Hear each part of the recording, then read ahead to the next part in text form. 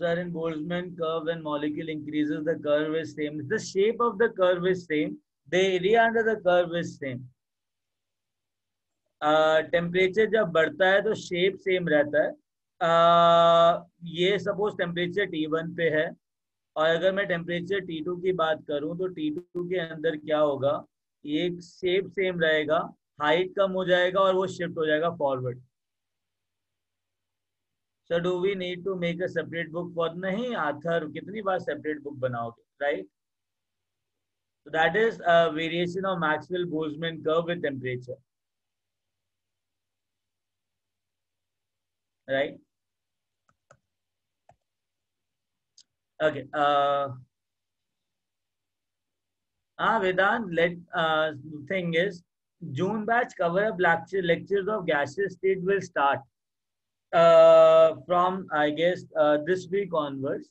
So by the time you will finish ideal gas, we'll start real gas in the same group as combined. So you don't have to worry about that till the time periodic properties will do, and it's a very peaceful chapter. ठीक है. अच्छा, periodic properties के अंदर what we'll do, there are two things in overall जो हमको करना है. ठीक है.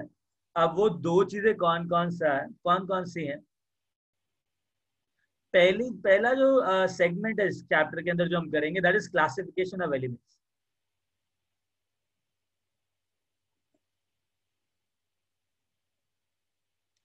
जिसमें बहुत सारे लोगों ने एलिमेंट्स को अरेंज किया इन डिफरेंट ग्रुप्स और पीरियड. ठीक है.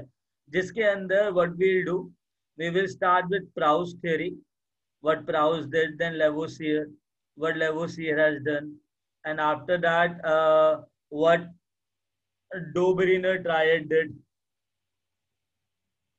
डोबरिनर की स्पेलिंग बहुत टफ है.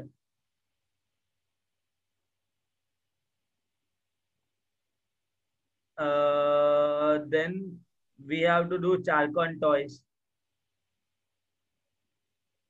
उसके बाद हम लोग करेंगे न्यूलैंड लॉ ऑफ ऑक्टेव्स, फिर मेंडलीव, नहीं फिर लॉथरमेयर. सर लेकिन लॉथरमेयर और मेंडलीव तो ऑलमोस्ट सेम थिंग. नहीं ऐसे कैसे. Mendeleev and your modern periodic table, ये हम लोग, हाँ बताता हूँ. डोबेरिनर की स्पेलिंग, वो बहुत खराब आदमी था, मतलब स्पेलिंग के मामले में. कौन इतने टफ नाम रखता है किसी के भी. नहीं, डोबेरिनर ट्रायड्स. ठीक है. चलो गाइस आगे चलें. पीरियोडिक प्रॉपर्टीज में उसके बाद हम क्या करेंगे, पीरियोडिसिटी. सर न्यूलैंड से पहले क्या, न्यूलैंड से चार्कन-टॉयस. अच्छा सर.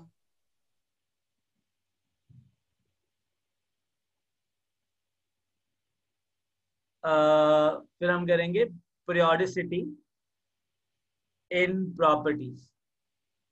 कौन कौन सी प्रॉपर्टीज के अंदर पीरियोडिसिटी किस किस टाइप की होती है. उसके अंदर पहले आएगा एटॉमिक साइज, दूसरा आएगा तुम्हारा एटॉमिक साइज के बाद आयनाइजेशन एनर्जी, फिर आएगा electron gain enthalpy,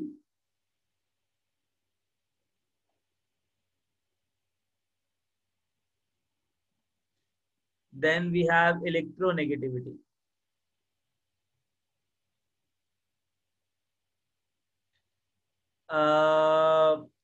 Rishita, don't worry. I'll give you the full name once we start this topic. Okay, just wait. Electronegativity and then normal trends. कि trends क्या थे. ठीक है. तो ये सारी चीजें हम लोगों ने इस पीरियोडिक प्रॉपर्टी के अंदर करनी है. ठीक है. तो first segment of our this chapter will be classification of elements. Shall we start. Newland law of octaves, that is Newland, NEWLAND, Newland's law of octaves. तो एक एक करके हम लोग शुरू करते हैं इसको. ठीक है. नाउ बहुत सिंपल चैप्टर है ये, don't have to worry about that. एक एक करके we will start this now, ठीक है। आदित्य कहाँ पे टेस्ट है इस चैप्टर का? स्कूल में सो। Just ping me, hi, I will send you file, just read from that, ठीक है। Okay sir.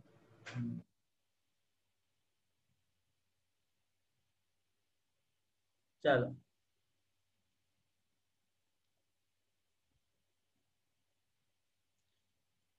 Now students, still students are coming, ठीक है। एनीवेज नाउ पहला टॉपिक था classification of elements.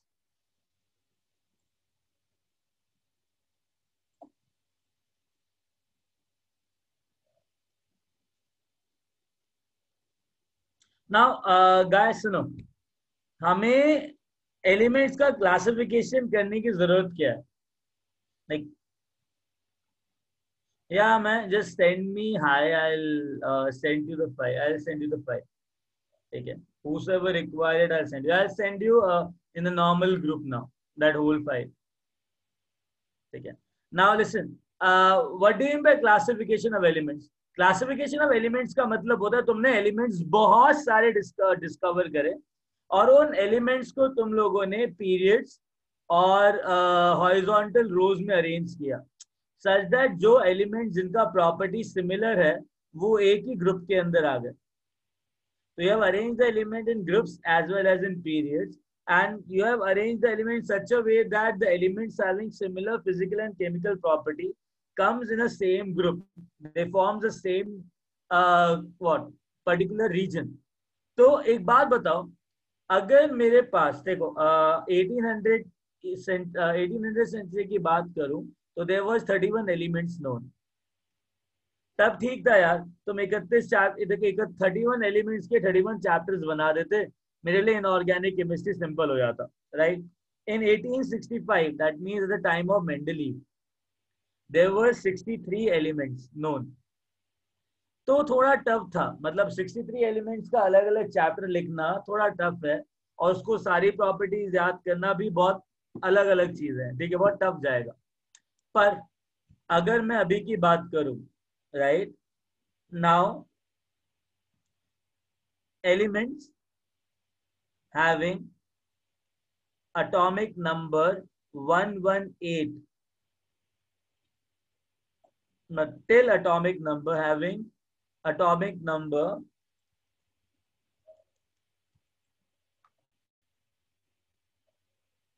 till 118 is known। मतलब अगर तुम्हें 118 एलिमेंट्स नोन हैं, अब मैं तुमको बोलूं कि इनको क्लासिफाई मत करो, सिंपली इंडिविजुअल स्टडी करो, तो एक बात बताओ, तो मेरे को कितने चैप्टर्स लिखने पड़ेंगे सिर्फ इनऑर्गेनिक केमिस्ट्री के लिए? Around 118 chapters.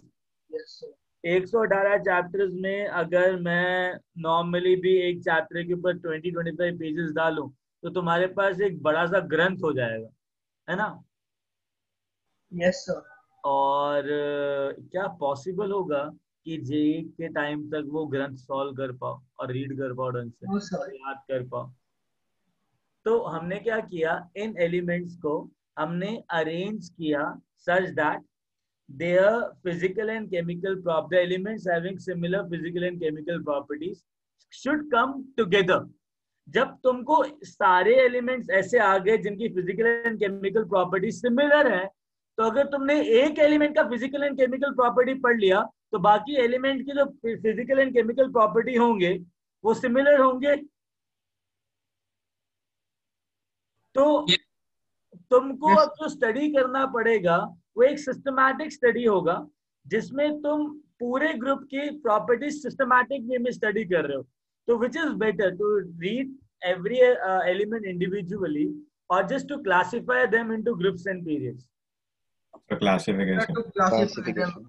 And you know what, uranium का जो एटॉमिक नंबर होता है Z is equal to 92, that is uranium.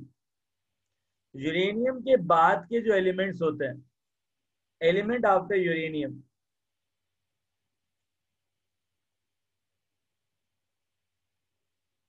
are known as transuranic element.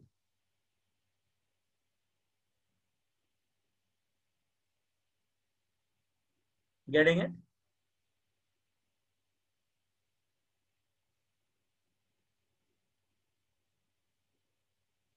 समझ में आया? तो अब तक एक क्वेश्चन doubt है sir. The question is why there is a need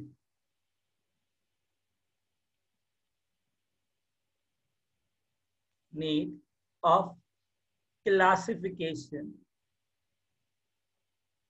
of elements. हाँ जी, आंसर क्या होगा? सर सिंपलीफाई कर देता है स्टडी ऑफ डिफरेंट एलिमेंट्स, वरना इंडिविजुअली बहुत एग्जॉस्टिंग हो जाता है और पॉसिबल नहीं होता सबके उनको करना, तो ग्रुप करने से हमारे लिए कन्वीनियंट हो जाता है। हाँ, तो अगर इसको मेरे को एक अच्छे फॉर्मेट में लिखना है तो मैं कैसे लिखूंगा? Various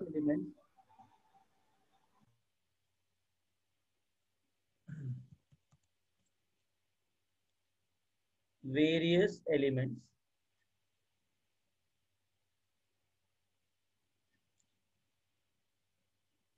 need to be,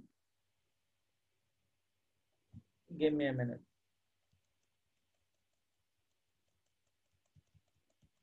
yeah, elements need to be classified in various groups and periods such that the elements belonging to the same group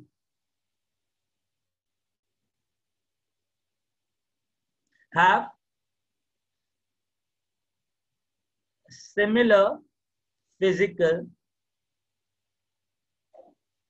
and chemical properties. If the physical / chemical property of one of the elements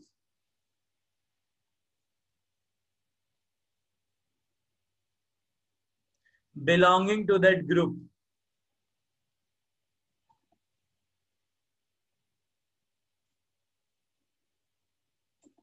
is known, then physical and chemical properties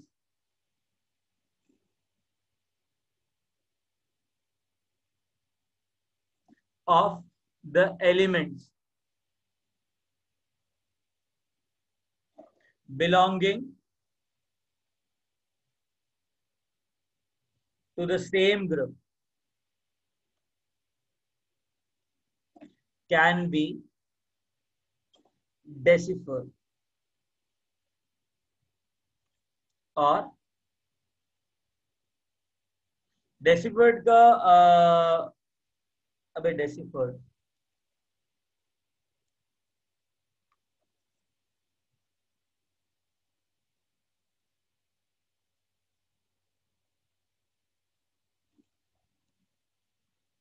so to study less chapters for JEE. Yeah, exactly. Yeah, man. Can be deciphered or deduced. Hence, classification of elements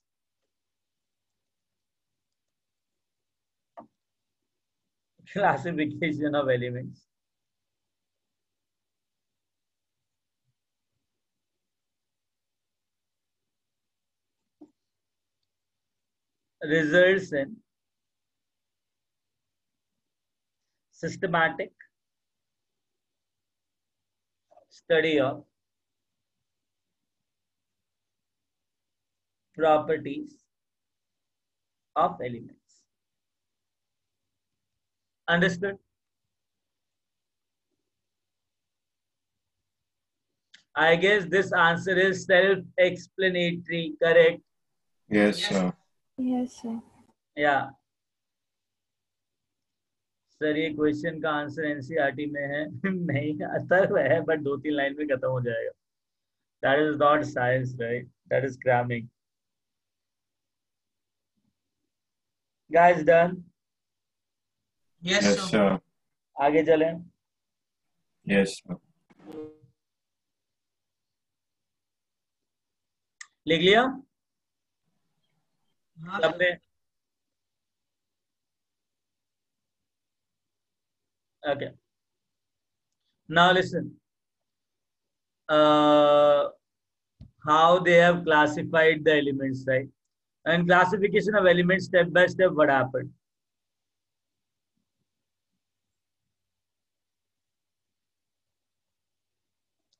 What are the stages of classification of element? ठीक है, पहला तो बहुत घटिया था, Proust. पता है Proust ने क्या बोला? अब पता नहीं क्यों बोला बट बोला. पता है क्या बोला प्राउस्ट अंकल ने? He said कि जितनी भी केमिकल एंड फिजिकल प्रॉपर्टी होंगी ना एलिमेंट्स की, वो इंटीग्रल मल्टीपल होंगी physical and chemical property of hydrogen. मतलब उसके हिसाब से सारे एलिमेंट्स हाइड्रोजन से मिलके बने. Are you getting what I am trying to say? Yes, sir. yes, sir. मतलब इससे ज्यादा अजीब चीज नहीं. नहीं हो सकती, ऑब्वियसली नहीं हो सकती. या वेदांत?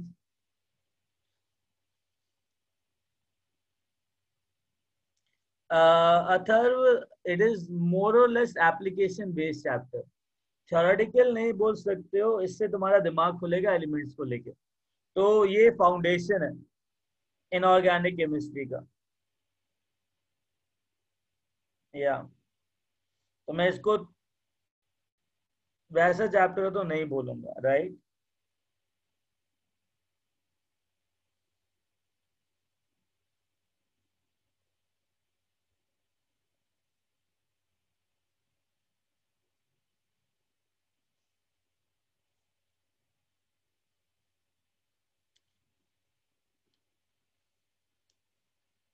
वेदांत लिख लिया? या okay. Proust said that the physical and chemical properties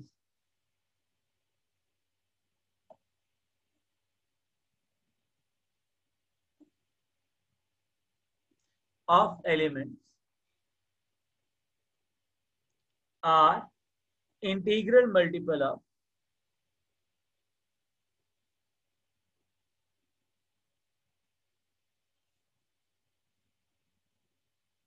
physical and chemical properties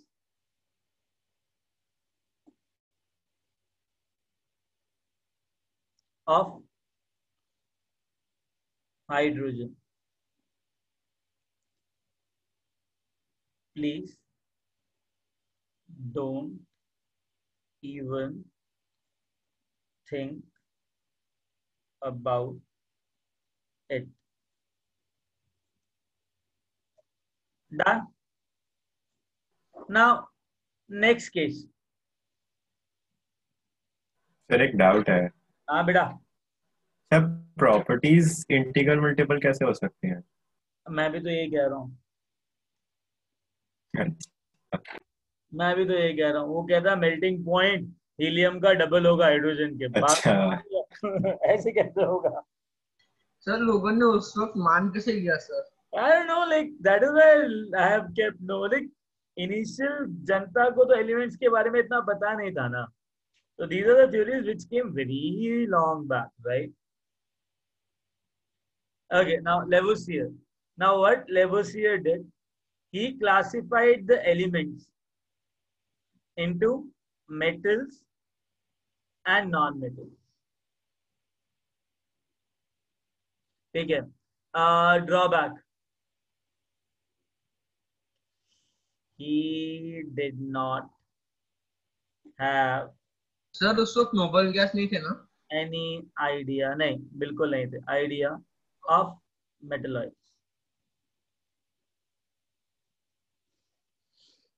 Getting a point?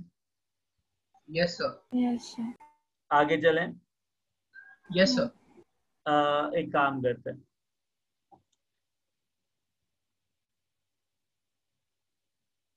We will write down the periodic table of P block because P block के अंदर ही ऐसी चीज एलिमेंट्स होते हैं. Sir then what is the use of studying this? Harshad देखो कोई cheap examination होते हैं जिसके अंदर आदमी कुछ भी पूछ सकता है. Getting it? And if they are asking any damn thing then you have to answer it. Give me a minute बेटा, there is a student call.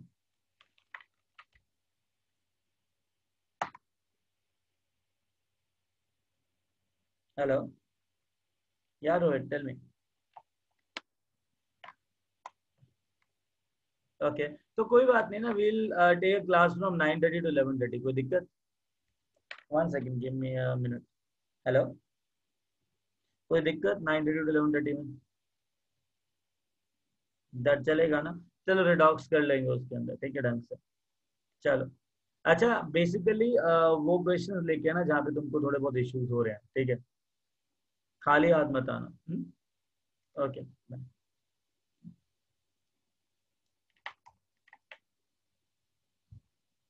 या गाइस, आवाज आ रही है? Yes sir. हाँ तो ड्रॉबैक्स क्या है? He didn't think about metalloids. अब एक काम करते हैं, 1 minute please scroll up. Okay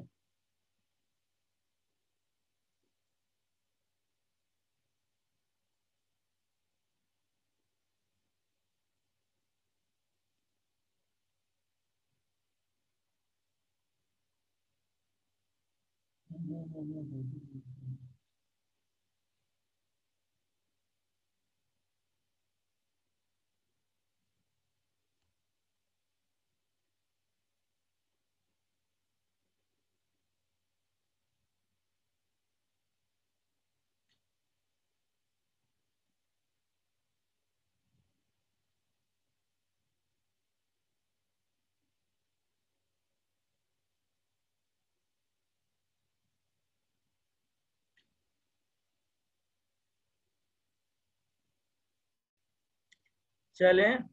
okay now listen, I just tell you how I remember this thing, metalloid वाला पार्ट, ठीक है? नाउ 13 ग्रुप ले लो, 14 ग्रुप ले लो, 15 ग्रुप ले लो, 16 ग्रुप ले लो, 17 ले लो और 18 ले लो, ठीक है?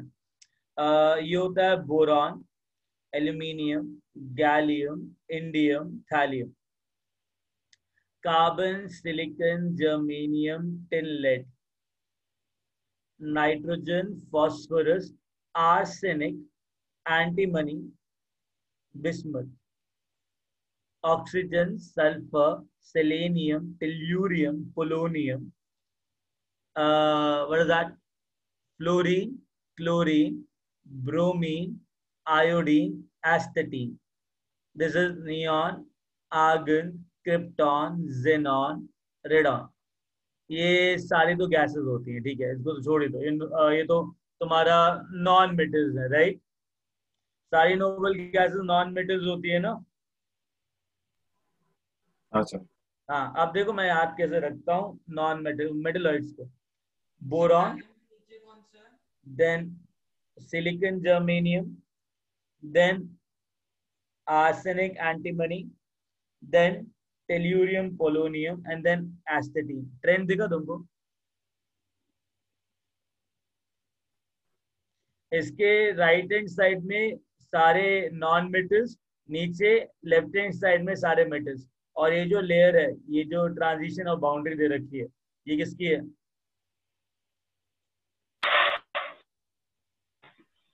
Metalloids. Understood how I remember that? 1 2 जहां खत्म हुआ 2, जहां खत्म हुआ 2, फिर 1. Yes sir. सर गैलियम के नीचे कौन सा वाला है? गैलियम के क्या? सर गैलियम के नीचे कौन सा एलिमेंट है? Indium, indium, ion. indium. This is अच्छा boron. This is aluminium, gallium, indium, thallium, carbon, silicon, germanium, tin, lead. Sir लेकिन बोरॉन एक्सेप्शन होगा क्या? क्यों? सर नहीं मतलब ये जो पीरियोडिक टेबल से मैं देख रहा हूँ उसपे बोरॉन नॉन मेटल दिखा रहा है. Essentially नॉन मेटल है, बट इसके अंदर मेटल के कैरेक्टरिस्टिक्स भी होते हैं. Metallic boron does exist. Okay sir. Bismuth, कहाँ से देख रहा है तू? Sir NCERT. हाँ सर बोरॉन को लेके बहुत वो होता है सर, कंट्रोवर्सी. हाँ. सर जेनन के नीचे कौन सा वाला है? किसके नीचे? सर जेनन लास्ट वाला. रेडॉन. रेडॉन. अच्छा sir. RN.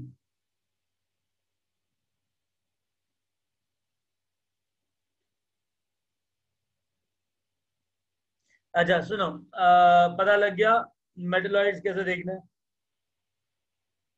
Boron is essentially a non metal, but इसमें थोड़ा बहुत मेटल के कैरेक्टरिस्टिक्स हैं, इसलिए थोड़ा बहुत कंफ्यूजन होता है लोगों को. ठीक है, बट कंफ्यूज नहीं होना. कि सर टिपिकल मेटल बोलता है वो. एसेंशियली अ नॉन मेटल बोला जाता है. सर तो हम लोग उसको नॉन मेटल ही लेंगे ना. हाँ नहीं ना, मेटलॉइड लोग. मेटलॉइड के अंदर बोरॉन आएगा. अगर मैंने बोल दिया एसेंशियली नॉन मेटल, मतलब उसके अंदर थोड़ा बहुत तो मेटालिक कैरेक्टर है. Yes sir. हाँ तो फिर okay guys, shall we move ahead? Yes sir. Yes sir. Yes sir. ठीक है, आगे चलते हैं ना.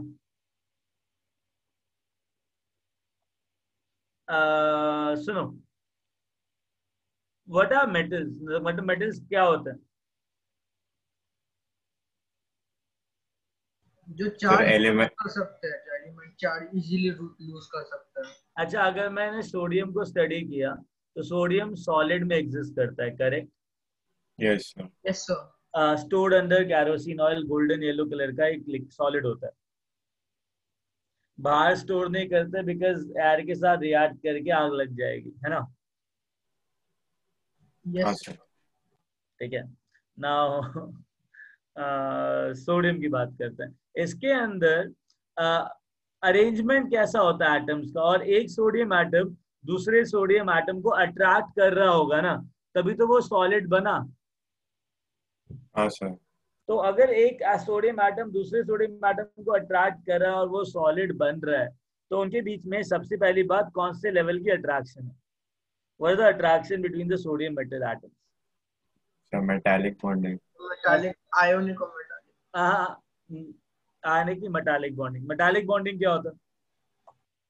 सर वो इलेक्ट्रॉन्स नॉक हो जाते हैं तो इलेक्ट्रॉन सी की वजह से एटम्स, सॉरी न्यूक्लियस वो होते हैं. Okay, metallic bonding. नहीं वंश, गोल्डन येलो. अच्छा, now listen everyone, metallic bonding की बात करते हैं. ठीक है, now what is metallic bonding? तुम्हारे को समझाने के लिए you should understand it is an electron. Metallic bonding को समझाने के लिए एक इलेक्ट्रॉन सी मॉडल लिया जाता है. क्या लिया जाता है? Electron sea model. हाँ, इलेक्ट्रॉन सी मॉडल. ना मुझे एक बात बताओ, सोडियम का जो इलेक्ट्रॉनिक कॉन्फ़िगरेशन है वो क्या है?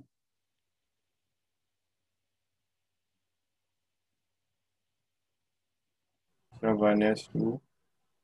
2s1 sir. 2s2, 2p, 2p6 3s, 3s1. 11 हो गए पूरे. Yes sir.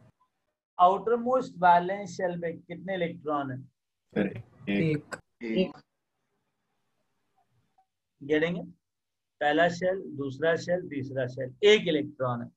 कोई भी मेटल क्या करता है, अपना जो outer most valence shell electron है ना, उसको लूज करता है मेटालिक बॉन्ड बनाने के लिए। तो Na ने क्या किया, एक इलेक्ट्रॉन लूज किया, बिकॉज एक ही outer most valence shell electron था, तो वो ने Na+ बनाया, प्लस एक इलेक्ट्रॉन आया। Getting it? तो जो Na+ आया ना, दैट इज आयन और कैटआयन, जिसको तुम्हारे स्कूल में कटायन बोलते हैं, कैटआयन बोला जाता है इसको, ठीक है? क्या बोलते हैं इसको? Cation sir. हाँ, cation, right? What is a cation? This cation is also known as kernel. Positively charged species. Kernel. Why kernel? It is the positive charge species without its outermost valence shell electron.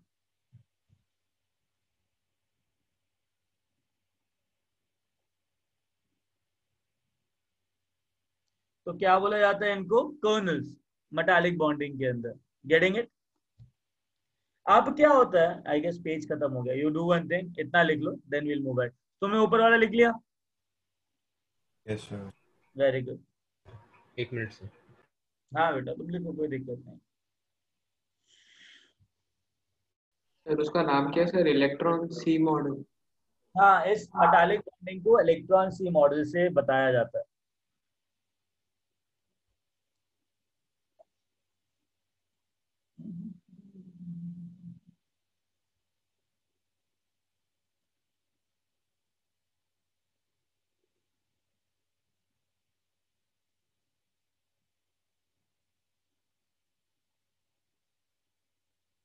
Sir जैसे sodium के outer most shell 3s1 है, तो वो एक electron लेकर 3s2 होगा।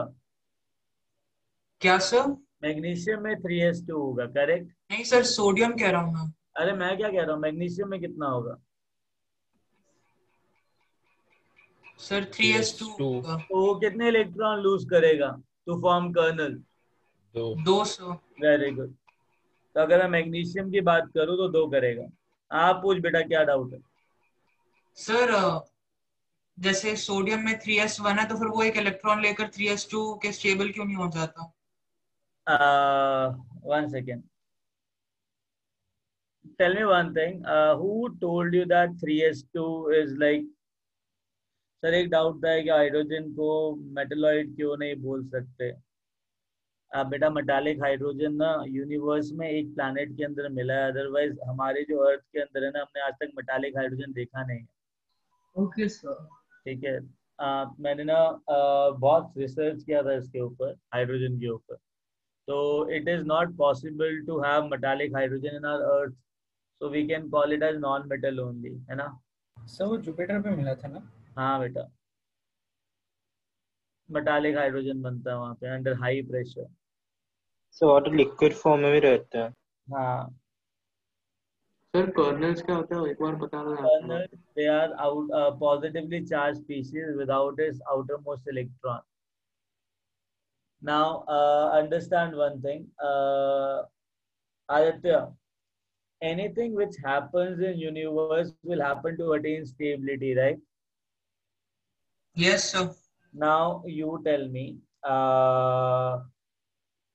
the electropositivity or electropositive character of sodium, right? Now it has a very high tendency to lose electron because it requires very low energy to lose electron. और जब मेरे को इसको इलेक्ट्रॉन देना पड़ेगा ना, तो जो काइंड ऑफ बॉन्ड्स बाद में बनेंगे वो इतने स्ट्रॉन्ग नहीं बनेंगे। तो जब ये इलेक्ट्रॉन लूज करके स्ट्रॉन्गर बॉन्ड बना सकता है, तो वो इलेक्ट्रॉन गेन करेगा क्या वीकर बॉन्ड बनाने के लिए? It is not only about electronic configuration, it's the overall system which we have to look, right? Sir तो बेसिकली वो लूज करके ज्यादा स्टेबल रहता है, इसलिए वो गेन नहीं करेगा। और अगर इसने लूज किया तो उसके बाद जो इलेक्ट्रॉनिक कॉन्फ़िगरेशन आएगी वो नोबल गैस की आएगी। तो 3s2 ज्यादा स्टेबल है कि नोबल गैस ज्यादा स्टेबल है? Noble gas. हाँ, तो मतलब कौन सा स्टेबिलिटी पाथवे ज्यादा सिंपल है उसके? सर लूज करेगा इलेक्ट्रॉन तो ज्यादा स्टेबल है। हाँ, तो अब चक्कर क्या है, कर्नल्स तक समझ में आया, आगे चलें। इसलिए ये भी Yes. कह सकते कि ऑक्ट है। What is it? हम लोग ये भी कह सकते थे कि ऑक्टेट कंप्लीट हो रहा है हाँ, वो सिंपली, नोबल गैस का मतलब ही सेकंड शेल ऑक्टेट पूरा है। भर गया होगा। नोबल गैस का मतलब ही ऑक्टेट हो गया। ठीक है सर। ऑक्टेट का दूसरा नाम नोबल गैस कॉन्फ़िगरेशन है ना? Yes sir. अच्छा, ज्यादा बेटर वर्ड कौन सा, ऑक्टेट की noble gas configuration? Sir noble gas. हाँ, बिकॉज लिथियम लोगे तो Li+ बनता है, जिसका इलेक्ट्रॉनिक कॉन्फ़िगरेशन 2s2, जिसको डुप्लेट बोलते हैं, ऑक्टेट नहीं बोलते, जो हीलियम को मैच करता है। तो वो नोबल गैस जाग बन के ज्यादा स्टेबल होगा कि ऑक्टेट बोलूं मैं इसको? सर नोबल गैस आप कॉन्फ़िगरेशन। वैसे तो नोबल हीलियम का भी वो टर्मिनोलॉजी नोबल आपको गैस बोले हुए थे। Noble gas, right? Okay, guys, shall we move ahead now? Yes, yes sir. Sir. Now listen, what exactly happened? Sir, एक डाउट, अच्छा ठीक है। गाइस, डाउट्स वाउट्स नहीं पूछ रहे हो तुम लोग, क्या चक्कर है?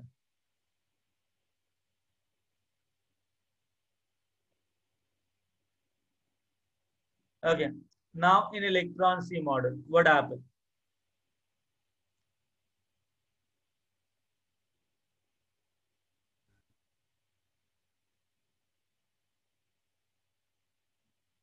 Now in electron C model, what happens? जो हमने kernel बनाए, now understand that these kernels will arrange themselves in 3-dimensional space like this. Sir अब आप मॉडल्स बता रहे हो, मतलब वो जो क्लासिफिकेशन ऑफ एलिमेंट्स नहीं है ना ये? बेटा मैं मेटालिक बॉन्डिंग बता रहा हूँ, है ना? अच्छा ठीक है। तो अगर मेटल्स के बारे में जानना है, जो लेवोसियर ने बोला था, उसकी प्रॉपर्टीज के बारे में डिस्कशन करना है, तो मैं शायद मेटालिक बॉन्डिंग छोड़ के करूंगा, तो जस्टिफिकेशन नहीं कर पाऊंगा। सर ये लेवोसियर ने बताया था। लेवोसियर ने मेटालिक बॉन्डिंग नहीं बताया था, मेटल्स एंड नॉन मेटल्स की प्रॉपर्टीज बताई सर थी। ये बहुत लेट आया ना हाँ, मेटालिक ये बॉन्डिंग बहुत वाला। लेट आया। अब मेटल के अंदर होता क्या, सुनो। All the colonel's have arranged themselves in 3-dimensional space. तो 3-dimensional स्पेस में अरेंज कर दिया, और जो इलेक्ट्रॉन है, it will surround the kernels as well as electrons get embedded inside the kernels. तो बहुत सारे एटम्स है, बहुत सारे इलेक्ट्रॉन्स हैं। इट इज अपेयर्ड, ऐसा लगता है कि जो कर्नल्स है ना, the kernels are immersed in a sea of electron.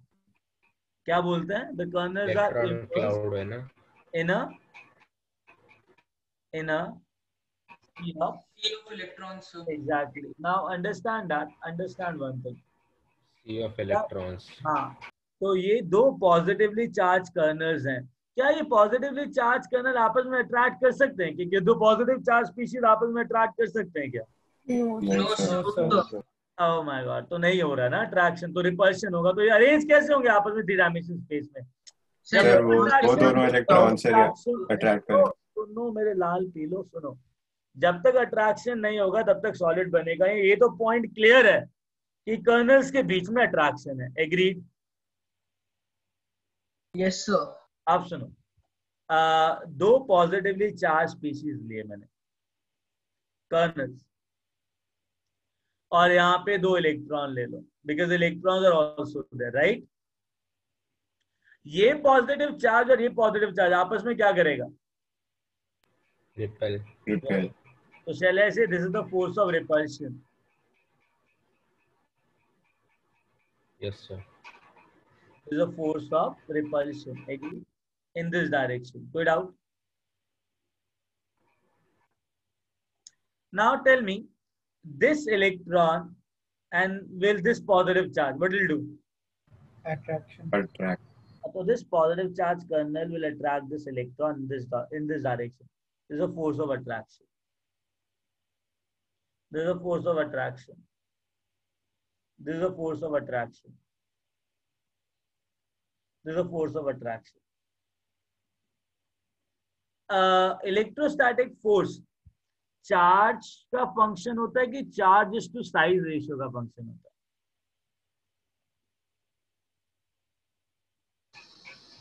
Charges to size. Charge to size, बहुत बढ़िया। तो ये जो दो पॉजिटिवली चार्ज कर्नल्स हैं जिनका साइज बड़ा है, और इलेक्ट्रॉन तो बहुत छोटा होता है, राइट? तो इलेक्ट्रॉन का साइज बहुत छोटा है। तो एक बात बताओ, अगर इनका साइज बड़ा है तो इनके बीच में रिपल्शन ज्यादा होंगे या इलेक्ट्रॉन और कर्नल के बीच में अट्रैक्शन ज्यादा होंगे? सर इलेक्ट्रॉन और कर्नल के बीच में अट्रैक्शन ज्यादा है ना, बिकॉज साइज क्या है इसका? छोटा है इसका काफी। बिकॉज अट्रैक्शन और रिपल्शन किस पे डिपेंड करता है? Charge to size ratio, that is charge density, है ना? हाँ सर। हाँ, तो everyone just tell me, this force of attraction resultant comes here, this force of attraction resultant come here, which is more, force of attraction or force of repulsion? Force of attraction sir. So what will happen? Will these two kernels, what they'll do? Sir net attraction होगा दोनों के बीच। Exactly. There is net force of attraction between kernels due to strong attractive force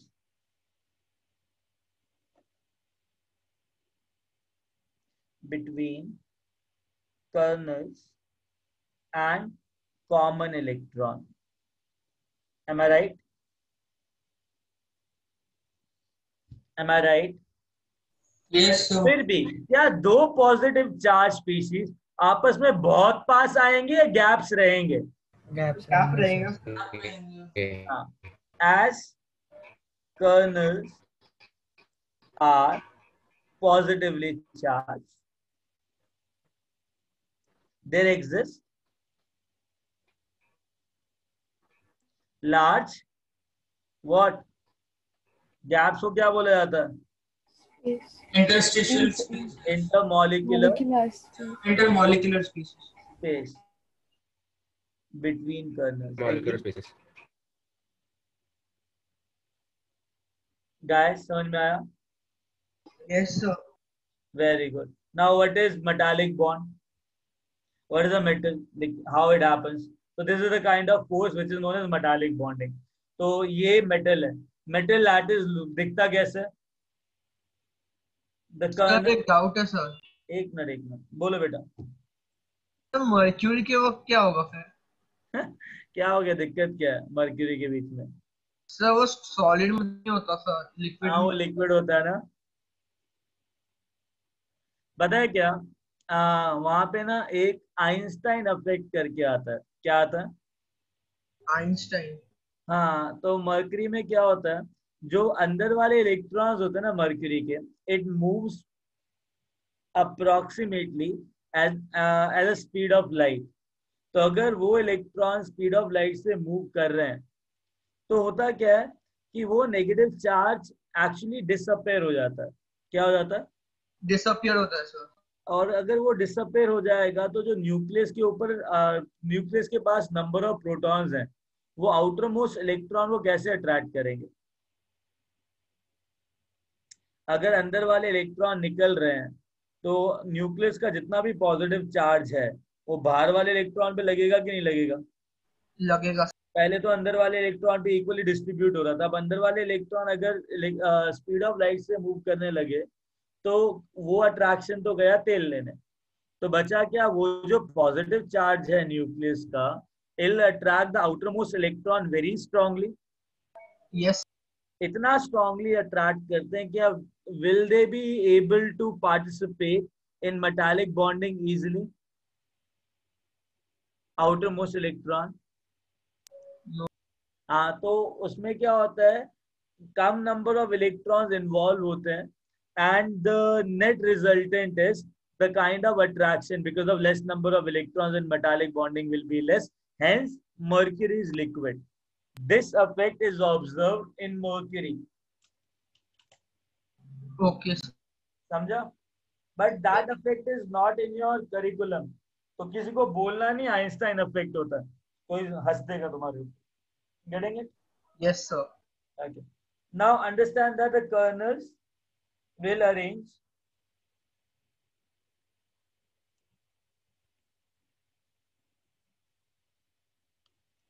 itself in three-dimensional space, and the electrons will surround as well as gets embedded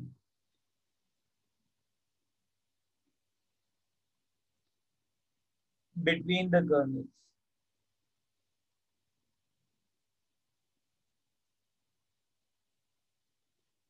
It appears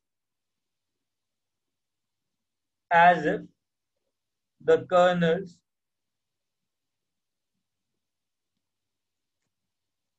are immersed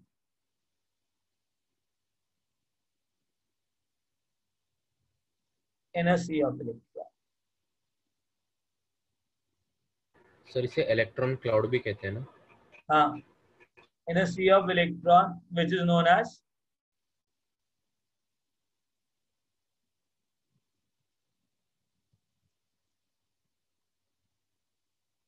electron sea model. समझ में आया metal कैसे बनता है? Metal metal lattice कैसे बनता है? इस अरेंजमेंट को ना, किसी भी थ्री डायमेंशनल रेगुलर अरेंजमेंट को लैटिस बोलते हैं. क्या बोलते हैं? लैटिस. लैटिस. क्योंकि ये मेटल का लैटिस है तो क्या बोला जाएगा इसको? Metallic lattice. Metallic lattice. Sir तो इंटरस्टिशियल स्पेसेस कौन सी होती हैं? बताता हूँ. ये वाला, ये जो स्पेसेस हैं. अच्छा sir. These are intermolecular spaces. ये जो स्पेसेस हैं, ये जो स्पेसेस हैं, ये सारी इंटरमोलिकुलर स्पेसेस हैं. अब एक बात बताओ, इतना समझ में आया guys? Yes, sir. Yes sir. आगे चलें? Yes, sir. कूल. सर वो थोड़ा सा नीचे करो ना. पूरा नीचे कर देते बेटा, थोड़ा क्या.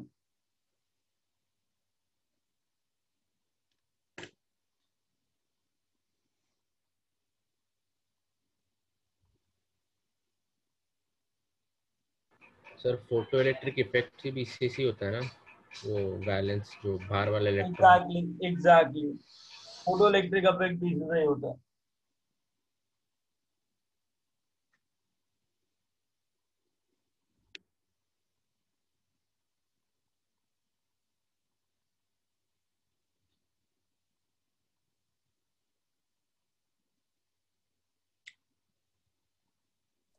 Sir yes. सर एक डाउट है कि इलेक्ट्रॉन सी में जो जितने भी इलेक्ट्रॉन है उनके बीच में भी तो रिपल्शन फिर होता होगा ना? बेटा तो वो उनके ऐसे बीच में जो सेपरेशन है ना वो बहुत ज्यादा है, तो इतना रिपल्शन काउंट नहीं होता है. Getting it? Because force of attraction repulsion is also function of separation also, right? Yes sir. हाँ, मुझे पता था ये क्वेश्चन आएगा, बट ठीक है, समझ गया ना? Okay sir. या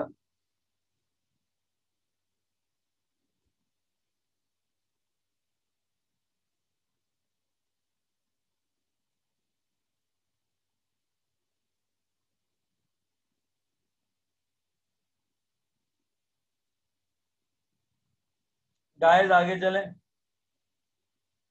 Yes, yes. sir. Okay.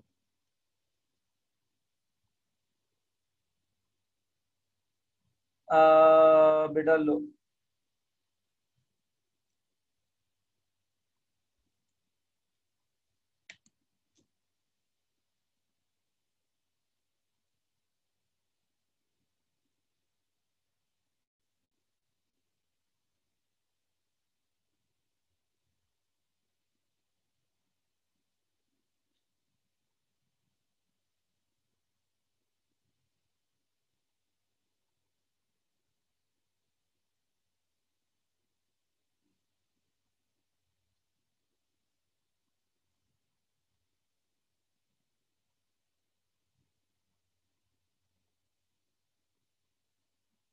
Okay चलो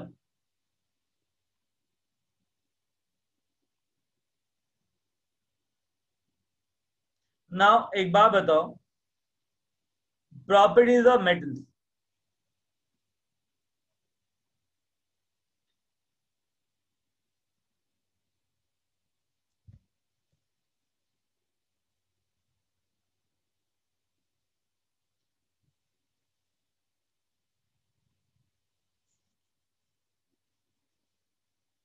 ओके टेल मी पहला property of metal. Sir malleable. हाँ now metals are sir shiny या स्मूथ भी कह सकते हैं सर. malleable मतलब क्या किसमें कन्वर्ट होते हैं? शीट्स में. सर थिन शीट्स में बीट डाउन कर सकते हैं. And ductile sir. डक्टाइल मतलब वायर्स में अच्छा ऐसा होता क्यों है? जब तुम मेटल्स को बीट करोगे तो मेटल एटम्स के बीच में बहुत सारी इंटरमॉलिक्यूलर स्पेसेस है कि नहीं? Yes sir. तो अगर किसी भी चीज को हैमर किया जाए और उसमें इंटरमॉलिक्यूलर स्पेसेस हैं तो जो पूरा लैटिस है वो टूटेगा कि एटम्स बीच में घुस जाएंगे? सर बीच में घुस जाएंगे, कंप्रेस हो जाएंगे. क्यों घुसेंगे? Because we have attraction, lot of spaces. Getting it? So there exists intermolecular gaps जिसके अंदर एटम्स जो है वो आपस में अरेंज हो जाते हैं. करेक्ट? अंडरस्टूड? Yes sir. किसने बोला they have lustre? Shiny surface. Why shiny surface? याद है किसी भी मेटल के ऊपर there is a sea of electrons, correct? And electrons are oscillating. इनके पास वाइब्रेटरी मोशन तो रहेगा ना टेम्परेचर की वजह से. तो रेडिएशन रिलीज करते रहते हैं. नहीं नहीं नहीं नहीं, होता क्या है, कोई भी लाइट के ऊपर फॉल करती है तो इट गेट रिफ्लेक्टेड. कोई भी चीज अगर लाइट रिफ्लेक्ट करती है तो शाइनी होगी कि नहीं होगी? शाइनी होगी सर. हाँ, तो it is like light getting reflected by sea of electrons sir. Exactly. तो मतलब आपके कहने का मतलब ये है कि जब लाइट इलेक्ट्रॉन्स पे गिरता है वो रिफ्लेक्ट होता है. हाँ. अच्छा, जैसे कोई फोटो इलेक्ट्रॉनिक इफेक्ट पे नहीं है? नहीं, अगर वो देखो कुछ कुछ लाइट्स इतनी हाई एनर्जी की होंगी इलेक्ट्रॉन रिजेक्ट करेंगी. सारी लाइट्स करेंगी क्या? नहीं सर. हाँ, समझा? तो ऐसा क्यों होता है सर? मतलब लाइक रिफ्लेक्शन क्यों होता है? Because oscillating electrons have a tendency to reflect light. They interact with the light. They act as a mirror. Getting it? They are sonorous. वो टन वाली आवाज आती है, right? Yes sir. High melting and boiling point except cesium. नहीं नहीं नहीं नहीं नहीं नहीं, रुको ना बेटा. Sir good conductivity. They are good conductors of heat and electricity. Good conductor of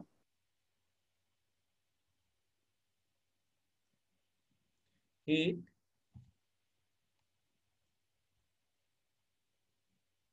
and electricity. मतलब सुनो,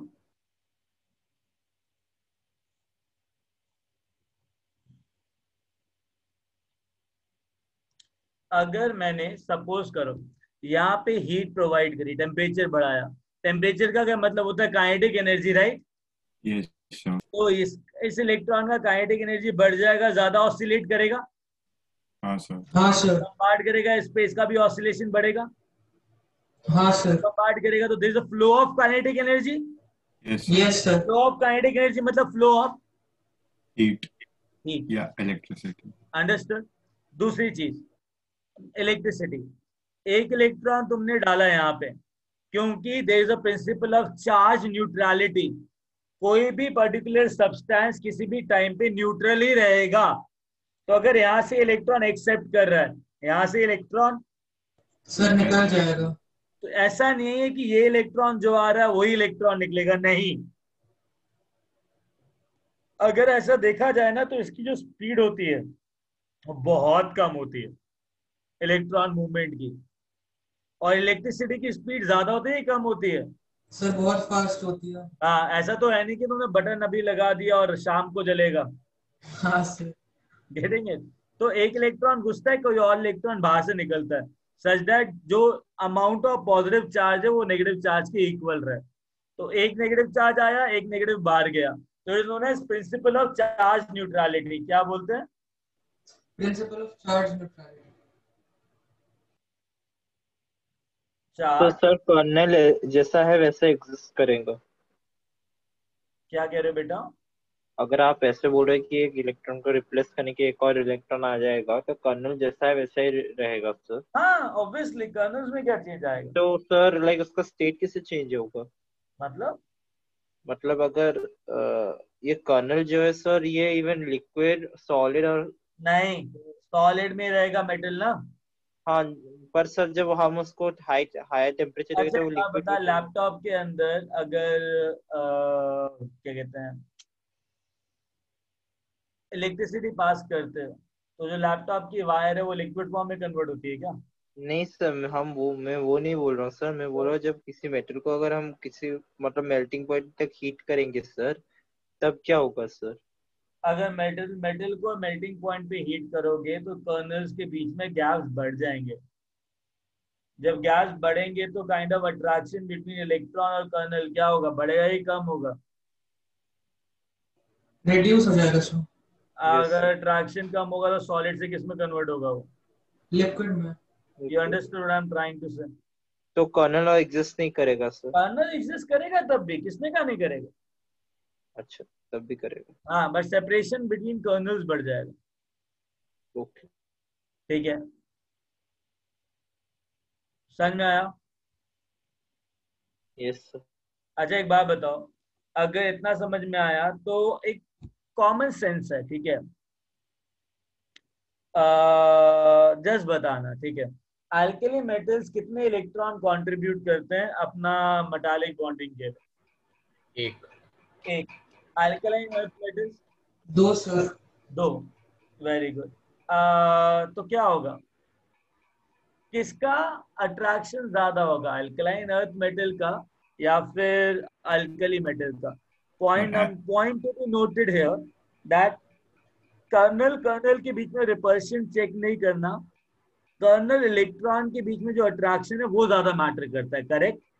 तो फिर वो अल्कली अर्थ मेटल का ज्यादा होगा। मेटल का। तो अल्कलाइन अर्थ मेटल में जो कर्नल होगा, फॉर एग्जांपल Na+ लिया तुमने और Mg2+ लिया, Mg2+ 2 इलेक्ट्रॉन को अट्रैक्ट कर रहा है, Na+ 1 इलेक्ट्रॉन को अट्रैक्ट कर रहा है, तो ज्यादा अट्रैक्शन कहाँ होगा? Mg2+ में sir. Are you getting what I am trying to say? हाँ सर। ये जब ज्यादा अट्रैक्ट करेगा एक दूसरे को तो मेल्टिंग पॉइंट और बॉइलिंग पॉइंट किसका ज्यादा होगा? सर Mg2+ का ही, क्योंकि क्लोजर है। Alkaline earth metals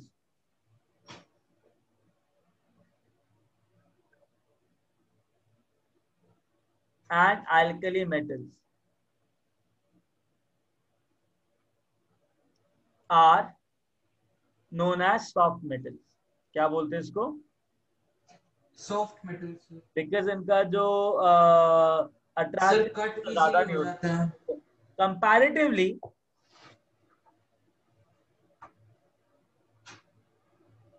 alkaline earth metals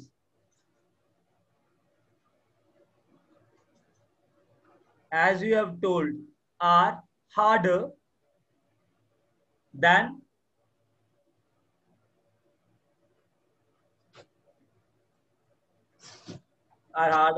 corresponding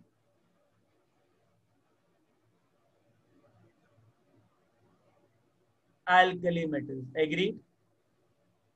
Yes sir. समझ में आया इतना? सर मेरे को एक डाउट है सर। हाँ alkaline earth metals and alkali earth metals को केरोसिन में स्टोर क्यों किया जाता है सर? क्या कह रहे हो?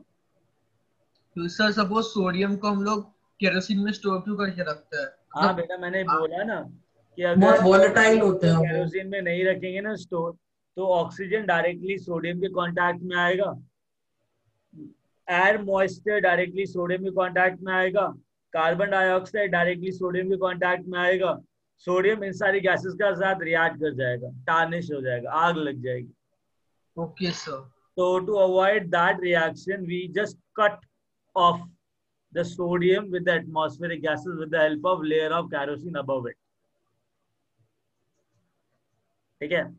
खुशी, I told कि alkali metal एक इलेक्ट्रॉन देता है per kernel and alkaline earth metal 2 electron देता है per kernel. तो अगर इलेक्ट्रॉन ज्यादा है पॉजिटिव चार्ज कर्नल के बीच, कर्नल के पास ज्यादा है, तो अल्कलाइन अर्थ मेटल ज्यादा स्ट्रांगली अट्रैक्ट करेगा एक दूसरे को as compare to alkali metals.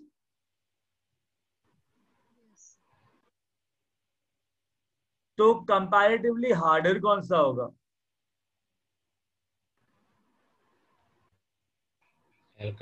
Alkaline earth metals. Understood? और वहाँ का वो इलेक्ट्रॉन क्लाउड का डेंसिटी भी ज्यादा बढ़ जाएगा। एग्जैक्टली, समझ में आया? सर सोनोरिटी का कनेक्शन नहीं है क्या मेटल बॉन्डिंग से? नहीं, it's just that electron let the sound waves to get propagate through it. Okay sir. ठीक है। अच्छा Khushi, did you get that particular thing? Sir yes sir. अच्छा हाँ श्रेयांश बोलो विद कॉन्फिडेंस। फॉस्फोरस को हम वाटर में स्टोर कर रहे हैं क्योंकि वो एयर में अगर एक्सपोज होगा तो वो स्पॉन्टेनियसली मतलब रिएक्ट करेगा सर। पर अगर हम उसे one second, I didn't here you properly. Sir वो जो फॉस्फोरस है उसे हम वाटर में स्टोर करते हैं क्योंकि लाइक वो एयर के साथ कांटेक्ट में आएगा तो वो स्पॉन्टेनियसली रिएक्ट करेगा सर। पर अगर हम उसे वाटर में रखते तो क्या उसके साथ कुछ कांटेक्ट में मतलब ऑक्सीजन कांटेक्ट में नहीं आता क्या सर? नहीं, थोड़ा बहुत डिसॉल्व ऑक्सीजन इतना मैटर नहीं करता। अच्छा, getting it? Okay sir. Okay, where we? इतना समझ में आया? ओके, अब एक बात बताओ, अगर सपोज करो Li ले लो, सोडियम ले लो, पोटेशियम ले लो, रुबिडियम ले लो, सीजियम ले लो, सारे लोग कितने इलेक्ट्रॉन दे रहे हैं? सर एक इलेक्ट्रॉन दे रहे हैं। नीचे जाने पे कर्नल का साइज क्या हो रहा है? इंक्रीज। एक सेल एक्स्ट्रा ऐड हो रहा है ना, तो कर्नल के साइज को क्या होगा? बढ़ेगा सर। अरे नीचे जाने पे बढ़ेगा। अगर कर्नल का साइज बढ़ेगा तो कर्नल और इलेक्ट्रॉन के बीच में जो अट्रैक्शन है वो रिड्यूस होएगा सर। अगर वो रिड्यूस होगा तो melting and boiling point reduce हो जाएंगे सर। रिड्यूस होंगे। तो किसका मेल्टिंग एंड बॉइलिंग पॉइंट ज्यादा होगा, अल्कली मेटल का कि अल्कलाइन अर्थ मेटल का? सर अल्कलाइन अर्थ मेटल का ज्यादा रहेगा। Alkaline earth metal have higher what? Melting and boiling point sir. And boiling point as correspond to from their corresponding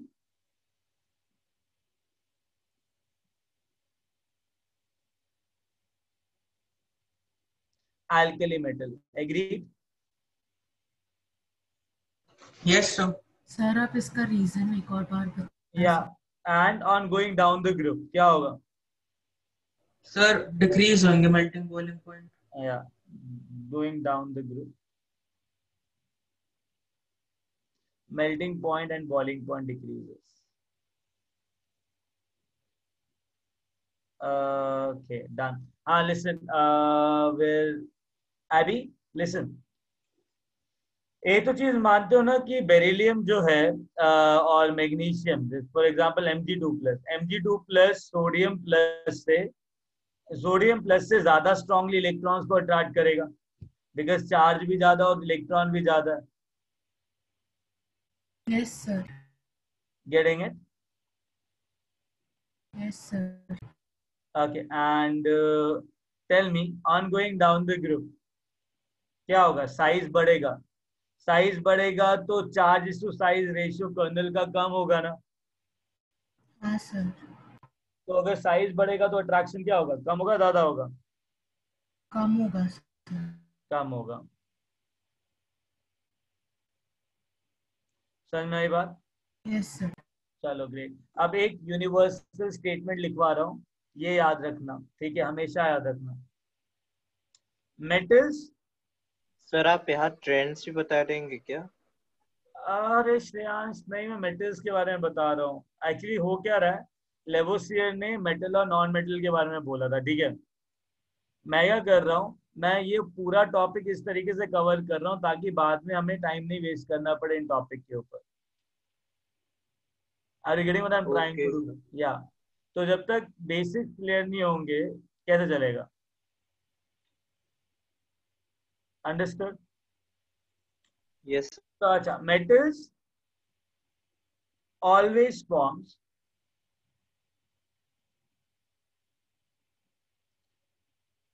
basic oxides at its lower oxidation state.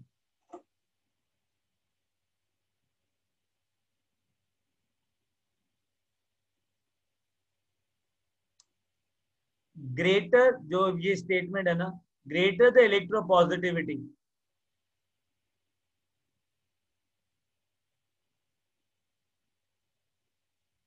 greater will be the basic character of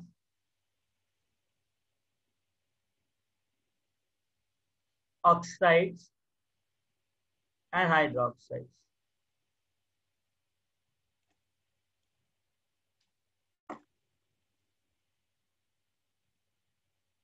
Getting it? ये universal statement है, याद रखना.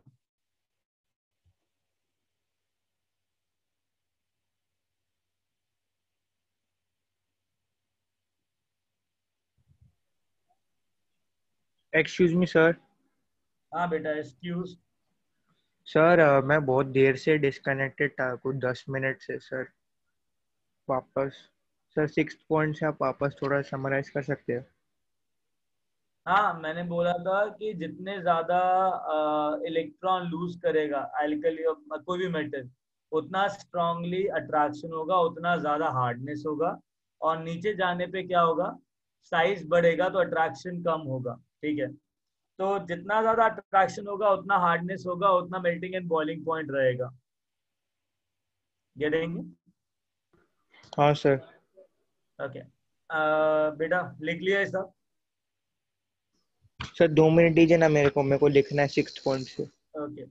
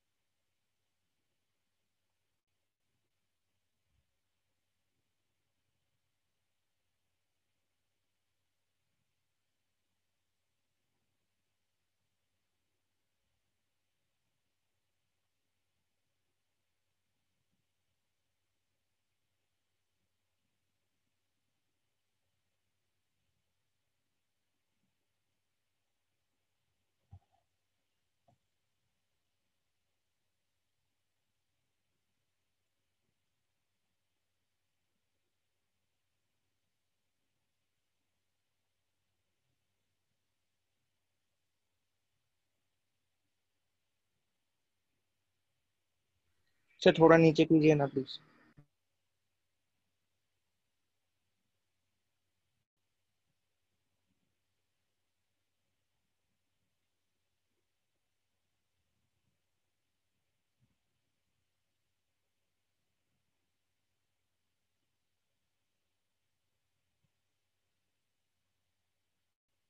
Done. हाँ sir, thank you. Okay sir, आप note भेज सकते हो क्या? हाँ अथर्व, आई will send you the notes, सारे नोट भेज दूंगा। ठीक है, फाइन, आगे चलते हैं।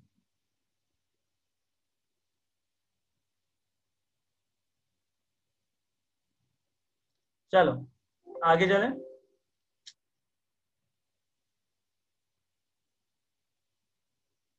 Give me a minute.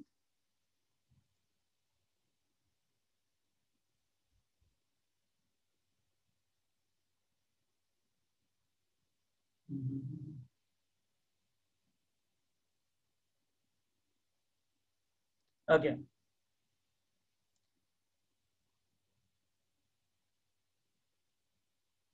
Guys, screen दिख रही है? Yes sir. Okay, now listen everyone, बात करते हैं नॉन मेटल्स की। बड़ा देखो, नॉन मेटल्स के अंदर सारी चीजें तो अपने को पता है। कौन कौन सी properties of non metals?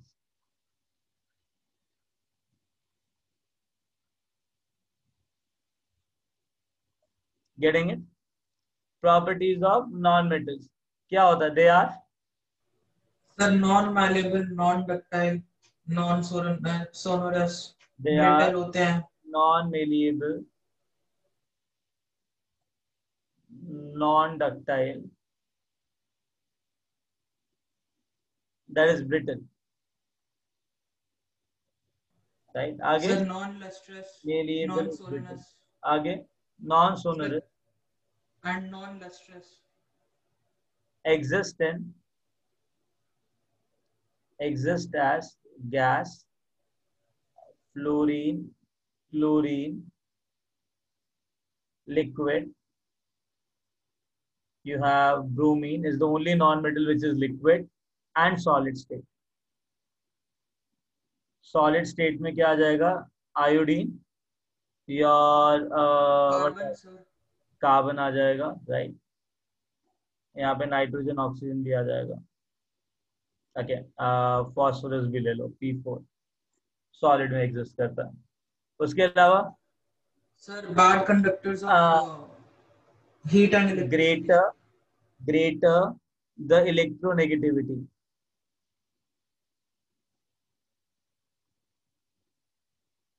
Greater will be the acidic character of oxides and oxoacids.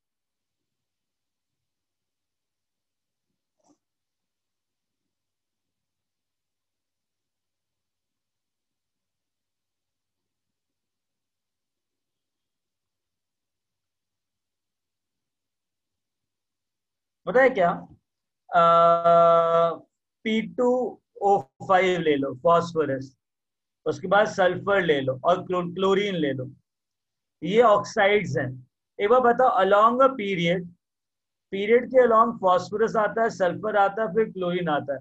Electronegativity क्या होती है? बढ़ती है घटती है? बढ़ती है सर। तो ज्यादा इलेक्ट्रोनेगेटिव कौन सा हुआ इनमें से? क्लोरीन, सल्फर या फॉस्फोरस? Sir chlorine. क्लोरीन ज्यादा इलेक्ट्रोनेगेटिव हुआ, राइट? तो एक बार बताओ, जितना ज्यादा इलेक्ट्रोनेगेटिव होगा उतना ही एसिडिक ऑक्साइड होगा। हाँ सर। Getting it? एंड सुनो, किसी भी एसिडिक ऑक्साइड को अगर वाटर के अंदर डालते हो ना तो ऑक्सो एसिड्स आते हैं। ये H3PO4 बनाएगा, एसिड बनाएगा। ये H2SO4 बनाएगा, सल्फ्यूरिक एसिड। ये HClO4 बनाएगा। तो नॉन मेटल के ऑक्साइड्स पानी में एसिड्स बनाते हैं। ठीक है? ठीक है, तो एक बात बताओ, ज्यादा इलेक्ट्रोनेगेटिव कौन सा? Chlorine sir. हाँ, तो ज्यादा एसिडिक कौन सा? HClO4 sir. ऑक्साइड में आप एक और बार एक्सप्लेन करा सकते हैं क्या? मैं लैग हो गया था।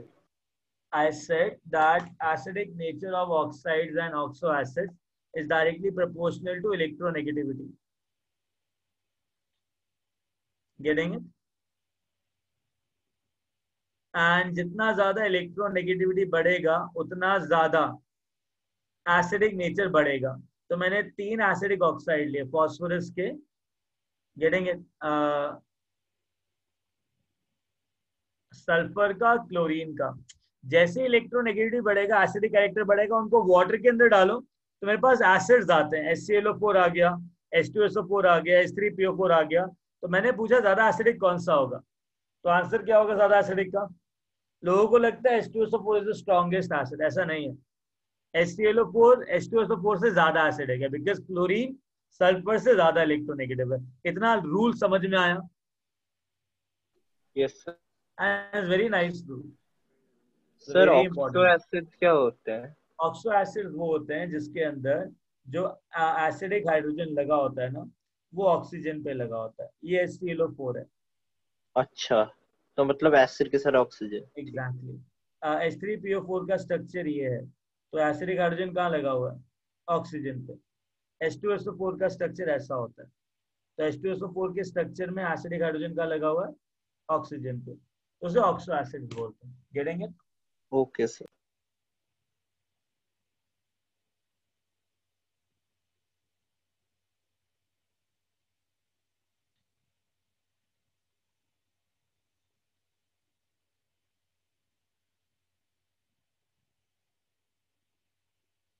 सर हीट कौन से रिएक्शन में ज्यादा लिबरेट होगा? क्या सर हीट कौन से इसमें ज्यादा होगा, लिबरेट होगा जब रिएक्शन हो रहा होगा तब? हाँ, ये ज्यादा H+ देगा, इससे ज्यादा जल्दी, नंबर नहीं जल्दी। Yes sir. चलो वाइंड अप करें गाइस। Yes sir. ओके।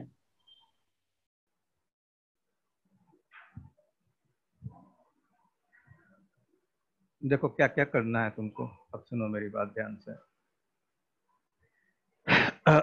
तो 2 टाइप का प्रोग्राम रखना है। देखो जैसे जिनके मैथ्स में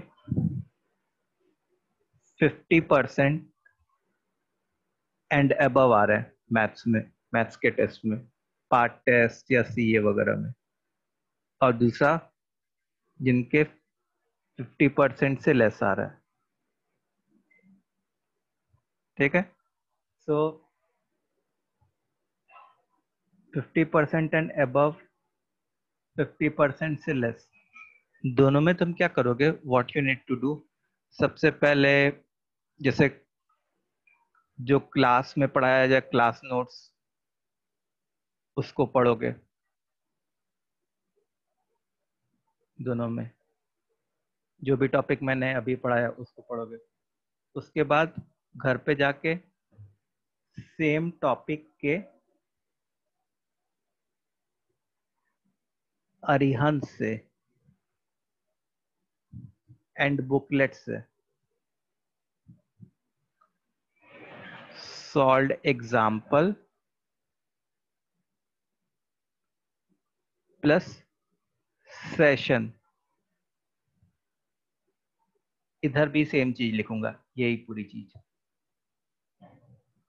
ठीक है, इतनी बात समझ में आई? Yes sir. ओके, फिर इसके बाद मैं क्या कहूंगा कि मैं बुकलेट में भी क्वेश्चंस मार्क कराऊंगा। ठीक है, तो अब जिनके 50% एंड अबव आ रहे हैं, तो मैं बुकलेट में जो क्वेश्चन मार्क कराऊंगा वो स्टेट लेवल के भी मार्क कराऊंगा और JEE लेवल के भी मार्क कराऊंगा। तो those who are getting 50% and above, वो लोग क्या करोगे कि वो लोग बुकलेट के state level plus JEE level के मार्क्ड क्वेश्चंस अटेम्प्ट करोगे। JEE लेवल 1 एंड 2 दोनों के मार्क्ड क्वेश्चंस अटेम्प्ट करोगे। अच्छा, जिनके 50% से कम आ रहे थे, तुम वो लोग क्या करोगे?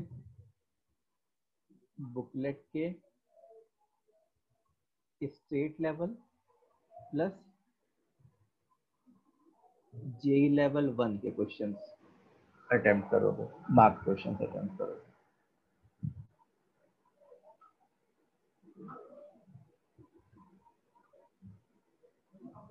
समझ में आया? Yes okay. सर। तो ऐसे कर करके इतना करने में हमारा चैप्टर कंप्लीट हो जाएगा। जैसे मान लो जैसे ही हमारा चैप्टर फिनिश हो गया, तो चैप्टर इज फिनिश्ड।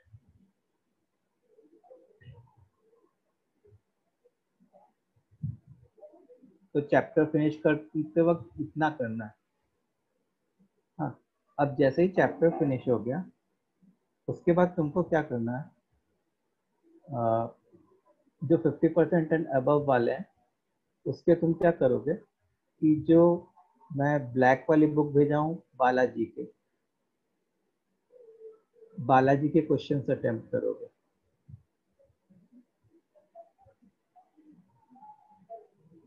ठीक है? और जिनके 50% के लेस देन आ रहे थे, वो लोग जो है बुकलेट के फिर लेवल 2 वाले क्वेश्चंस अटेम्प्ट करेंगे। इतनी बात समझ में आई? तो अभी ये तुम्हारा क्या कहते हैं, पास होना चाहिए। इतना नोट कर लो। सर एक डाउट है सर। बोलो बोलो, सुन रहा हूँ मैं। सर जैसे कि सब लोग मैंने मतलब करता तो हूँ, लेकिन जब एग्जाम के वक्त सॉल्व नहीं हो पाता अच्छे तरह से क्वेश्चन सर। मतलब पीसी में काम हो जाता है, बट मैथ्स में जैसे करने आता तो अच्छे से हो ही नहीं पाता है। मतलब सब कुछ करके जाता हूँ तब भी। तो 10th में भी ऐसे हो पा रहा था सर। तो कुछ बोलो।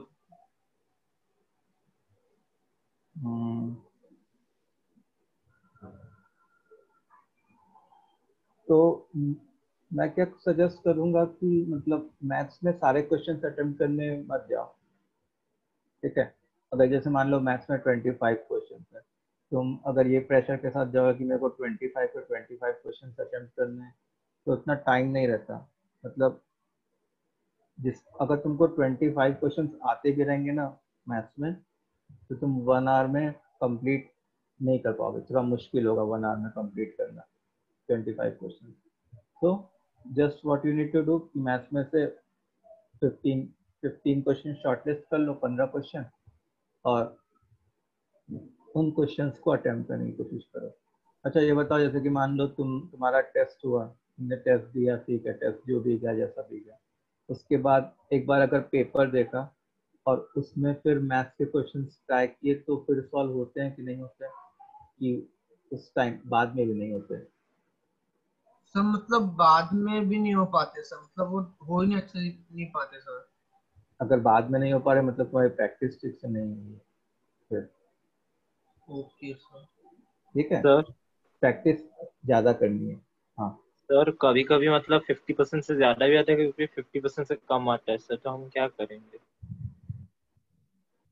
देखो, मतलब कुछ ये है कि अगर ये तुम कंप्लीट कर पा रहे हो, इतना सब कुछ कंप्लीट कर पा रहे हो, तो तुम फिर इसके ऊपर जंप कर सकते हो, इस चीज के ऊपर जंप कर सकते हो। इट डिपेंड्स अपॉन यू कि तुम कितना एफर्ट डाल रहे हो। मैं ये थोड़े मना कर रहा हूँ कि इसको अटेम्प्ट करना ही नहीं है। मैं तो बस कि तुम लोग का मोरल डाउन ना हो, जितना तुम लोग से बन सके उतना करो, उस हिसाब से मैं बोल रहा हूँ। तो यहाँ भी बहुत सारे क्वेश्चन अगर मतलब होते नहीं है सर, तो इस सिचुएशन में क्या करें सर? मतलब बहुत हो जाते हैं बैकलॉग। बैकलॉग बहुत हो जाते हैं।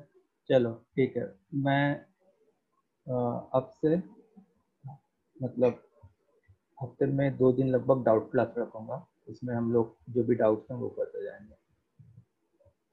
सर आपने पहले आरडी के लिए भी बोला था, तो अभी वो नहीं करनी है क्या? आरडी के लिए? हाँ देखो, आरडी उनके लिए कंपलसरी है अगर जिनके लेस देन से 30% आ रहे हैं। जिनके लेस देन 30% आ रहे हैं उनको क्या करना है, उनको पहले क्लास नोट्स करना है, ठीक है। क्लास नोट्स के बाद फिर उनको क्या करना है, आरडी शर्मा से गो थ्रू करना है, आरडी शर्मा के सॉल्व एग्जांपल्स वगैरह जो भी है। फिर उसके बाद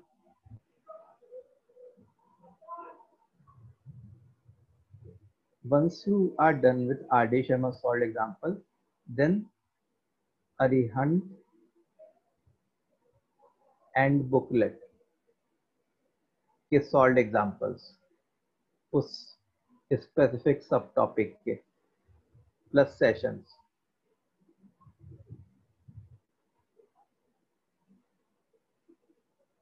ठीक है। फिर state exercise plus level 1 of booklet,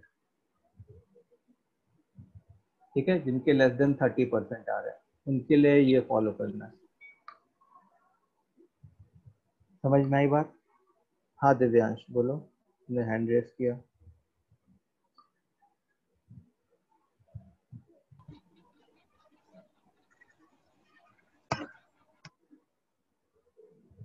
Divyansh sorry sir, गलती से हो गया, थोड़ा कनेक्शन कम है तो।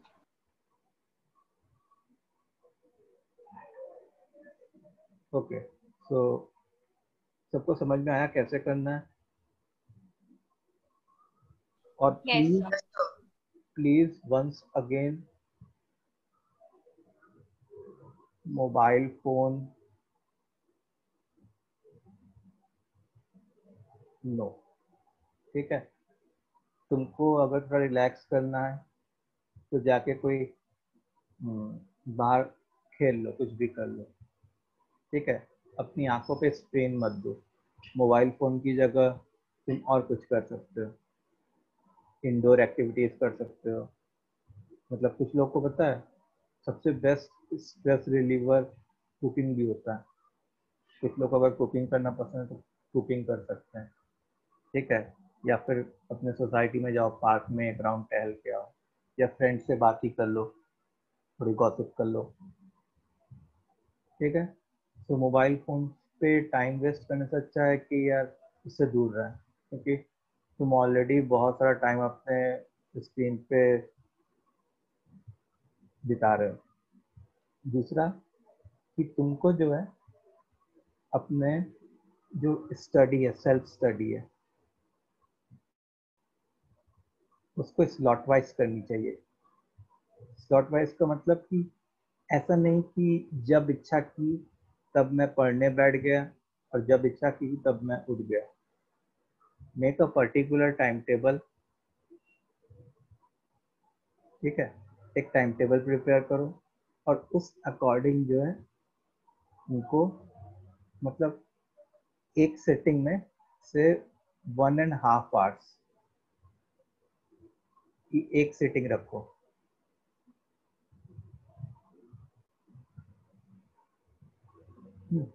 और ऐसी जितनी भी सेटिंग्स एक्सट्रैक्ट कर सकते हो पर डे उतनी करो। फाइन? Yes sir. और उस 1.5 आवर्स में तुमको कुछ भी अदर थिंग नहीं करनी। पढ़ लो तो बस पढ़ ही रहे। सर मैथ्स के लिए कितने घंटे देने पड़ते पर डे? मतलब सपोज जीरो स्कूल एक साथ हुआ तो उस दिन देखो, जिस दिन जील प्लस स्कूल है उस दिन तुम कुछ भी ज्यादा नहीं कर सकते। जिस दिन देखो जील प्लस स्कूल है उस दिन तुमको, मेरे को नहीं लगता कि ज्यादा टाइम मिलेगा। उस दिन तुम क्या कर सकते हो, what you can do is after your class gets over, after 9 PM से 9 बजे क्लास ओवर होता है, बस एक बार नोट्स रिवाइज कर लो जो आज पढ़ाया गया। Okay sir. उस दिन और बहुत ज़्यादा करने की पॉसिबिलिटी नहीं होती क्योंकि 3:30 से क्लास स्टार्ट हो जाता है हमारा तुम्हारे। फिर जिस दिन नॉन जील डे है वहाँ पे तुमको यूटिलाइज करना पड़ेगा।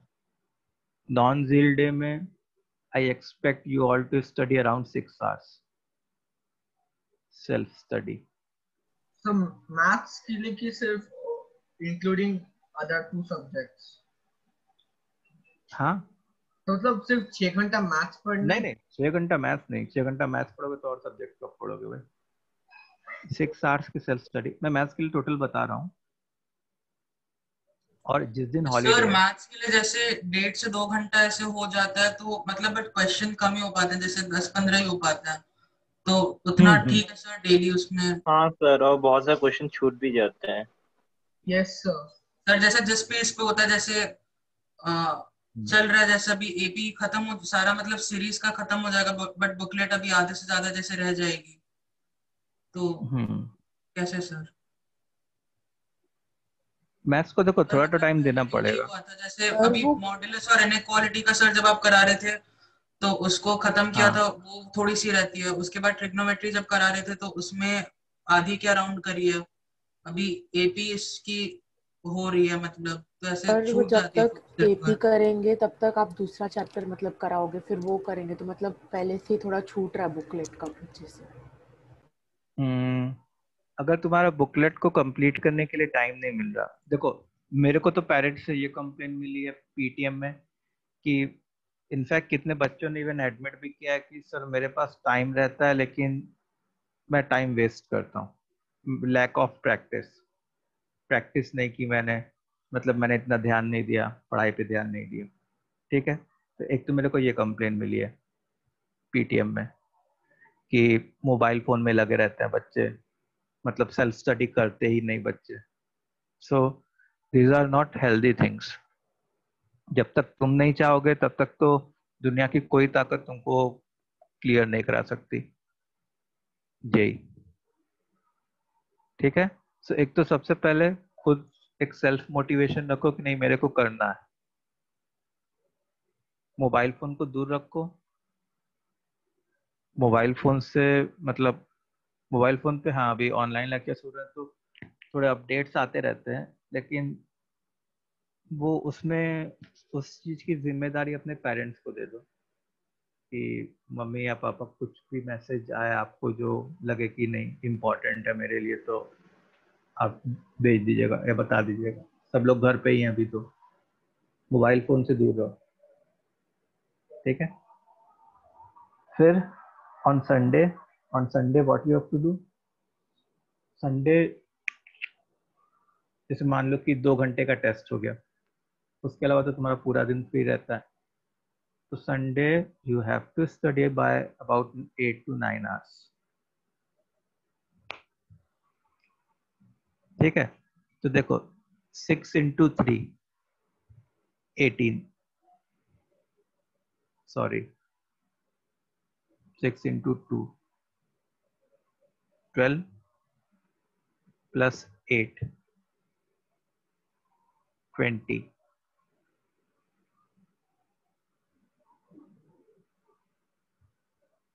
इतना सही लिखा है? हाँ सर।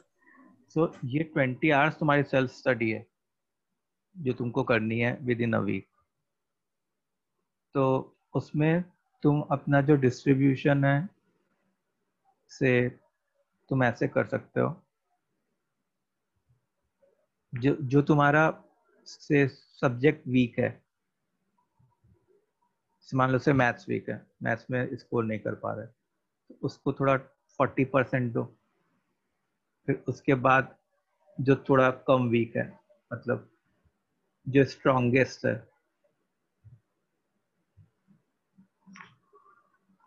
और जो बाकी 2 रिमेनिंग है। सर जरूरी है क्या तीनों सब्जेक्ट एक ही दिन में करना है, क्या नहीं सेपरेट में कर सकते हैं? वैसा वो देखो सबकी बॉडी क्लॉक अलग अलग होती है, सबका वे ऑफ स्टडी अलग अलग होता है, तो उसके लिए मैं कोई कंपल्शन नहीं लगा रहा कि तुमको इतने बजे सोना है, इतने बजे उठना है, फिर ये नाश्ते में खाना है, ये नहीं खाना है, वो सब कुछ नहीं है। ठीक है, मैं तो बस एक डिस्ट्रीब्यूशन बता रहा हूँ कि ऐसे तुमको डिस्ट्रीब्यूट करना अपने टाइम को। अब वो तुमको कैलकुलेट करके रखना कि मैं किस टाइम क्या करूँगा, वो बेस्ट रहेगा। वैसे आइडियली क्या होता है कि तुमको जो है 7 आवर्स की स्लीप होनी चाहिए और 11 to 6 AM 11 PM to 6 AM वाली उसमें माइंड सबसे ज़्यादा फ्रूटफुल हो जाता है। और जो सेल्फ स्टडी का टाइम है, अब तो क्योंकि स्कूल रहता है तो मॉर्निंग में स्कूल रहता है तो मॉर्निंग में सेल्फ स्टडी तो नहीं कर सकते हो, ठीक है, लेकिन डेफिनेटली शाम के टाइम जो है उसमें सेल्फ स्टडी कर लो। अच्छा, स्कूल कितने बजे से रहता है तुम लोग का? 2 बजे। सर हमारा 8 to 11 तक रहता है। 8 to 11 रहता है। 9 to 2। 9 to 2 रहता है। Sir 8:30 to 11:40। 8:30 to 11:40 रहता है। Sir 8 to 1। 8 to 12। हाँ 8 to 1। Sir 8 to 1। 8 to 1 रहता है। और किसी का टाइमिंग कुछ? 8 to 12। 8 to 12 रहता है, ठीक है, ये टाइमिंग है। अब देखो, मैं सबके लिए थोड़ा स्लॉट बता सकता हूँ। जैसे जो 8 to 11 वाले बच्चे हैं, वो क्या करो कि तुम अभी सोचते हो कि तुमको घर पे ही बैठ के पढ़ना है, स्कूल तो जाना है नहीं, सो आप अपना एक स्लॉट 6:30 to 8 AM के लिए फिक्स करो सेल्फ स्टडी का, ठीक है। आप 11 बजे फ्री हो जा रहे हो, ठीक है। तो दूसरा स्लॉट जो है आप 11:30 से 2:30 तक फिक्स कर लो, ठीक है। उसके बाद आप कितने बजे, आपका से 4 बजे क्लास है, तो थोड़ा रेस्ट कर लो, फिर 4 बजे से लेके 9 बजे तक तो झील है, झील करो। इनफैक्ट आई वुड सजेस्ट कि 2:30 से 4 o'clock तक सो जाओ, और फिर 4 से 9 तो झील कर ही लिया, फिर उसके बाद 9:30 to 11 PM तक आपने अपनी सेल्फ स्टडी कर ली। देखो कितनी, मतलब तुम इवन इन झील डेज कितना तुम प्रोड्यूस कर पा रहे हो, 1.5 hour, 3 hours, 1.5 hours, कितना हो गया, 6 घंटे हो गए झील डेज में। 9 to 2 वाले, 9 to 2 वाले क्या कर सकते हैं भाई, 6:30 to 8:30 कर लो भाई तुम अपना, फिर 2 बजे खत्म होगा तो 2:30 से 4 सो लो, समझे। फिर उसके बाद 4 से 9 झील कर लिया, फिर 10:30 से 9:30 से 11:30 बजे तक वो कर लिया, सेल्फ स्टडी कर लिया। अच्छा, 8:30 to 11:40 वालों का भी, मतलब तुम थोड़ा ऐसा ही सिमिलर टाइप का टाइम टेबल बना लो, 30 मिनट्स प्लस एंड माइनस करके, समझे। 8 to 1 वाले, तो 8 to 1 वाले क्या करो, 6:30 to 8 o'clock तक कर लो सेल्फ स्टडी, फिर उसके बाद 1:30 से 2:30 तक सेल्फ स्टडी कर लो, फिर 2:30 बजे से 4 बजे तक सो जाओ, उसके बाद फिर 9:30 से 11 बजे तक पढ़ लो, फिर 8